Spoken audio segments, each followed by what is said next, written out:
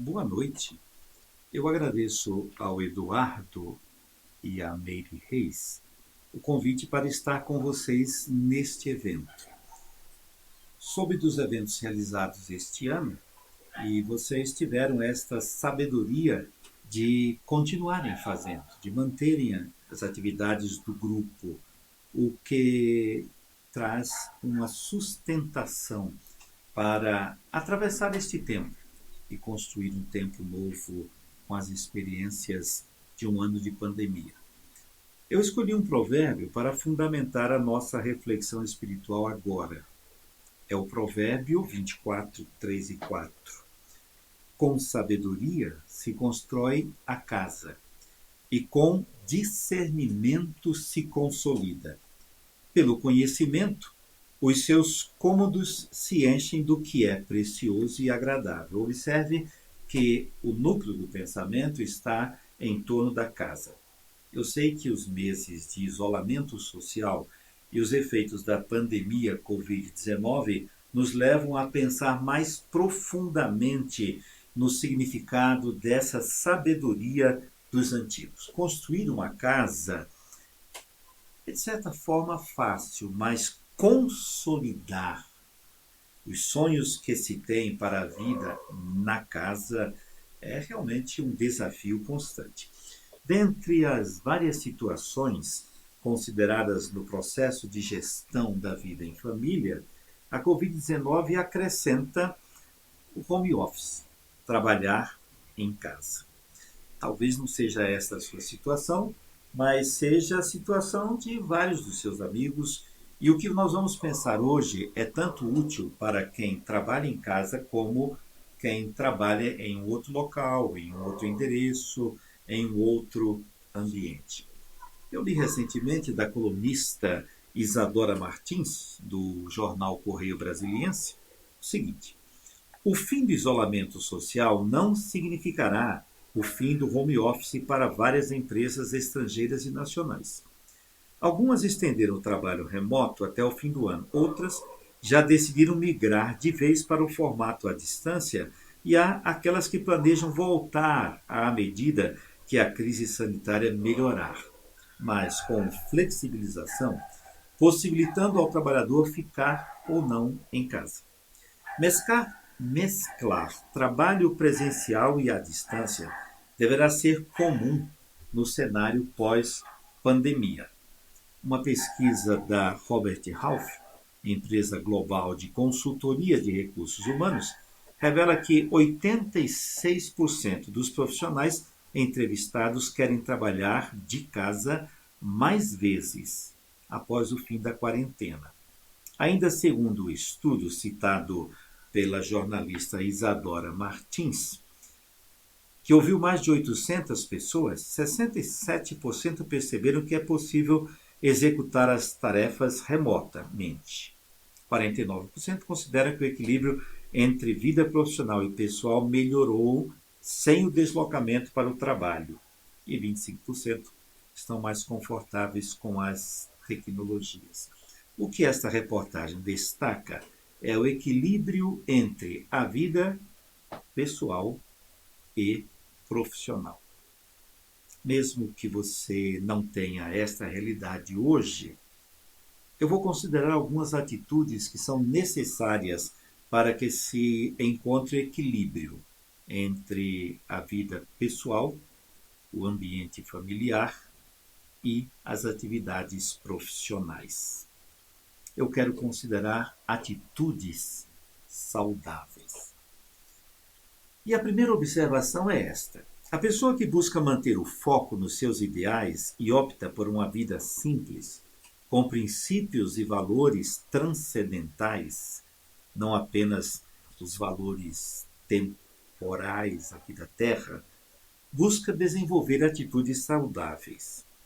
Atitudes são aqueles padrões de pensamentos, um modo de pensar sobre a vida e uma disposição interior de se posicionar diante das coisas que acontecem. São estas atitudes que abrem caminho para interações, conexões humanas.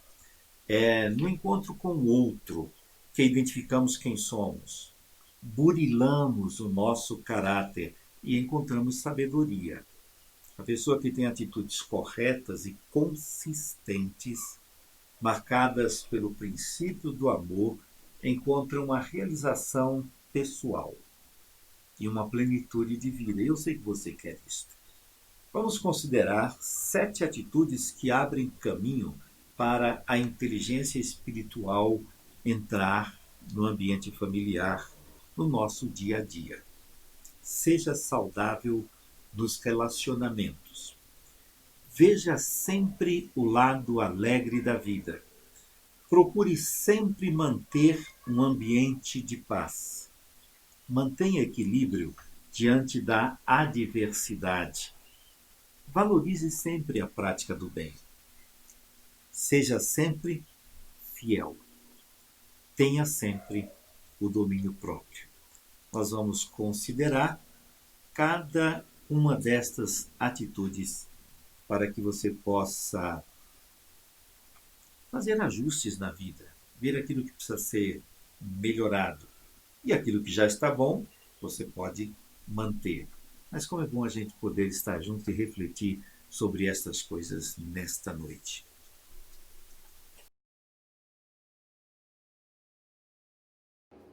Vamos considerar a primeira atitude. Seja amável nos relacionamentos. Em toda e qualquer situação, não reaja aos estímulos do momento, mas pare por um instante e decida agir por amor. Estímulos do momento, ora, se você está trabalhando em casa e de repente alguém fala, interfere no seu trabalho, isso é um estímulo. Há um grito de uma criança, isso é um estímulo.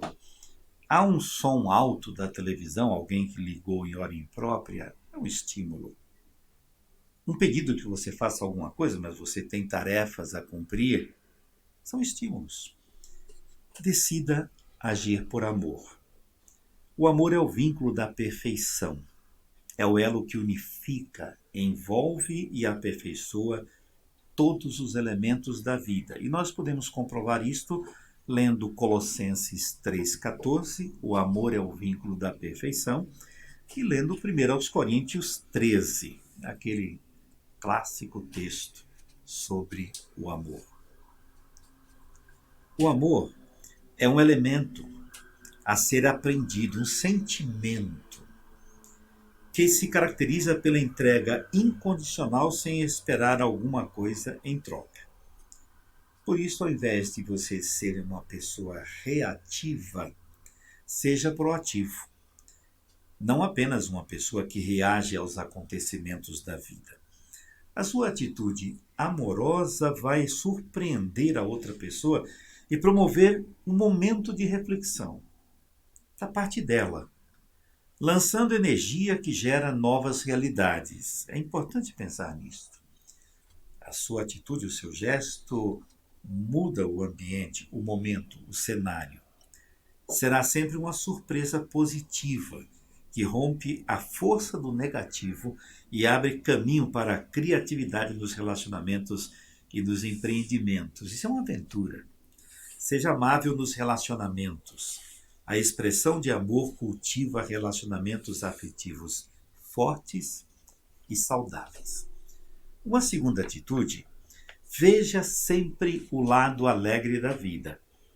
Em toda e qualquer situação, procure ver o lado bom, alegre, saudável, feliz. Se você quer ter um sucesso verdadeiro, precisa buscar ter as emoções certas. O apóstolo Paulo costumava dizer: aprendi a viver contente em toda e qualquer situação. Lembra desse texto? Filipenses 4:10. Quando alguém lhe disser que algo não é possível, talvez a pessoa diga por não entender todos os processos da realidade da vida de uma pessoa. Ela talvez não tenha tido a sabedoria necessária para construir uma vida feliz. Por isso tem um olhar negativo, atitudes negativas. Isso quer dizer que essa pessoa não teve o conhecimento necessário ou não teve a inteligência emocional para buscar melhorar as áreas da sua vida. E você pode ter esta inteligência. E eu lembro de Provérbios 17:22 que diz: o coração alegre é bom remédio, mas o espírito abatido faz secar os ossos. Vou repetir. O coração alegre é bom remédio, mas o espírito abatido faz secar os ossos. Uma terceira atitude é esta: procure sempre manter um ambiente de paz.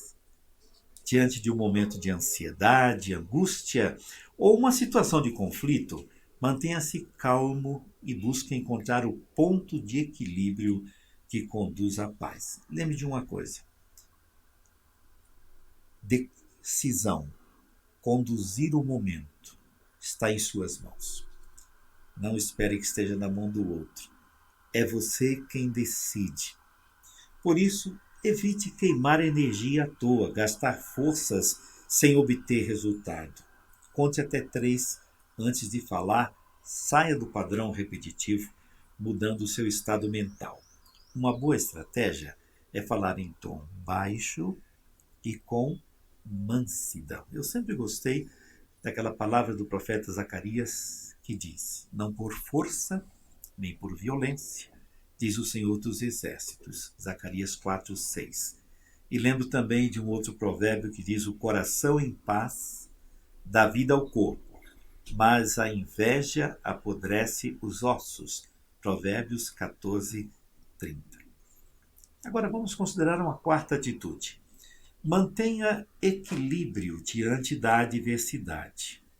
Manter equilíbrio é não reagir na medida do que a outra pessoa lhe faz. Retenha sua indignação diante da provocação. Seja equilibrado, em vez de ter um pavio curto. Conhece essa expressão? Ser demorado em irritar-se, ter boa vontade para com quem fere. Às vezes é até preciso sofrer um longo tempo para que a situação acalme, mude, se ajuste e você vença esta situação adversa. No latim, longânimo significa ter ânimo longo. Na mente de Jesus, nos seus ensinamentos no Sermão do Monte, ser longânimo é não retaliar, é não vingar a ofensa, é amar o inimigo, as pessoas que nos fazem mal, é andar o segundo quilômetro. E aí nós podemos partir para uma quinta atitude. Valorize sempre a prática do bem. A pessoa que se dedica à prática do bem é uma pessoa benigna. Quem tem benignidade tem seu coração voltado para fazer o bem, rejeitando a malícia e a crueldade. A pessoa benigna quer fazer o bem aos outros e não o mal. Isso é muito importante. Às vezes, num destempero, numa situação interna da casa, num conflito, alguém diz alguma coisa agressiva. Você não precisa devolver na mesma medida. Você pode fazer o bem, praticar o bem. E eu lembro daquele provérbio que diz: não seja sábio aos seus próprios olhos, tema o Senhor e evite o mal. Isso lhe dará saúde ao corpo e vigor aos ossos. Provérbios 3, 7 e 8. Olha quantos pensamentos de sabedoria que tratam da saúde, o que hoje nós estamos enfatizando tanto como essencial à vida. Não seja sábio aos seus próprios olhos, tema o Senhor e evite o mal. Isso lhe dará saúde ao corpo e vigor aos ossos. Provérbios 3, 7 e 8. Ser benigno é ser bondoso, é fazer o bem para o outro. E a bondade é uma virtude interior que inunda todas as ações. Uma ilustração muito boa sobre isso é aquela parábola do homem que estava na estrada, foi assaltado, passaram 2 pessoas e o deixaram lá, caído, à margem do caminho, mas veio um samaritano, que não era do mesmo povo daquele homem que estava caído à beira da estrada e sentiu compaixão dele, resolveu ajudar. Levou-o até uma estalagem onde ele foi atendido, onde ele ficou hospedado, onde ele teve alimentação e ali cuidaram das feridas daquele homem. A parábola do bom samaritano mostra gestos de bondade. A sua bondade livra você do sentimento de impotência diante de um quadro grave. A sua bondade fala mais alto que aquilo que você faz e aquilo com que você se compromete. Um gesto de bondade é uma grande chave para abrir caminhos para o bem. Eu volto agora a pensar em uma atitude que já foi mencionada logo no início. Seja sempre fiel. Esta é a sexta atitude. A virtude da fidelidade é expressa pela ideia de ser leal, sincero, reto no agir, ser firme, afeição dedicada, constante, ser honesto. Às vezes você precisa dizer algo com muita firmeza, de forma justa, equilibrada. Isso não é falta de amor, é a busca do equilíbrio, mas você precisa ser fiel naquilo que você fala, se compromete. A virtude da fidelidade leva a pessoa a ter uma atitude de responsabilidade diante dos compromissos assumidos, da palavra empenhada. Uma atitude que gera relacionamentos de confiança. E é interessante a gente pensar nisto. Hoje, o de que mais necessitamos é de poder confiar no outro. Vivemos uma época de tantas notícias negativas, de tanta divulgação de coisas ruins, que a gente vai perdendo a credibilidade na bondade do ser humano. E, no entanto, quando nós nos portamos com lealdade e somos bondosos para com o outro, nós criamos um ambiente de confiança. E para isto, é necessária a última atitude, que é tenha sempre domínio próprio. É uma atitude de grande valor nos relacionamentos. É uma virtude da pessoa que domina os seus desejos e as suas paixões. A palavra traz o sentido de alguém que é forte, robusto, que tem poder sobre as coisas e as realidades que estão ao seu redor. Ela domina, ela controla, ela modera, ela restringe a si mesmo e tem sempre uma atitude temperada, uma atitude equilibrada. Quem deseja alcançar um alvo precisa ter domínio próprio. Quem trabalha em casa, ou mesmo no ambiente de escritório, ou no ambiente de comércio, o domínio próprio é necessário. O apóstolo Paulo fala sobre os atletas. Ele diz assim: vocês não sabem que os que correm no estádio, todos na verdade correm, mas um só leva o prêmio? Corra de tal maneira que alcance. Todo atleta em tudo se domina. Aqueles para alcançar a coroa corruptível, nós, porém, a incorruptível. Assim como também eu, não sem meta, eu luto, não como destemido, ou desferindo golpes no ar, mas esmurro meu corpo e o reduzo à escravidão. Uma expressão dura. Na verdade, o que Paulo está querendo dizer é o seguinte: eu preciso ter a disciplina de manter o meu pensamento, manter o meu corpo, manter a minha ação adequada à meta proposta, para que possa correr de forma qualificada. Esse texto citado está em 1 Coríntios 9, versículos 24 a 27. Que bom a gente poder considerar estas 7 atitudes. Minha sugestão é que agora você pare, converse com seu cônjuge ou com uma outra pessoa na sua casa sobre essas atitudes e veja qual delas você precisa agora se empenhar em mudar, em fazer os ajustes. A pessoa que deseja semear o bem, colher resultados de valor, precisa decidir se vai escolher o caminho dos instintos ou o caminho das virtudes espirituais. É muito fácil a gente ser conduzido pelos instintos, mas ser conduzido por pensamentos que vêm do alto, que nos conduz, pensamentos espirituais. As atitudes apresentadas, elas são frutos de Deus na nossa vida. Nós não estamos sozinhos para viver essas atitudes. Deus está conosco e o Espírito Santo de Deus nos capacita a fazer os ajustes e as mudanças necessárias. Para isso é muito importante você ter sempre uma paz interior, a paz mental. É muito importante você imaginar sempre um cenário tranquilo. Diante das situações que surgem, você cria um cenário calmo, sereno, tranquilo, de paz. Uma boa consciência é a condição espiritual e mental que conserva o seu corpo feliz e saudável.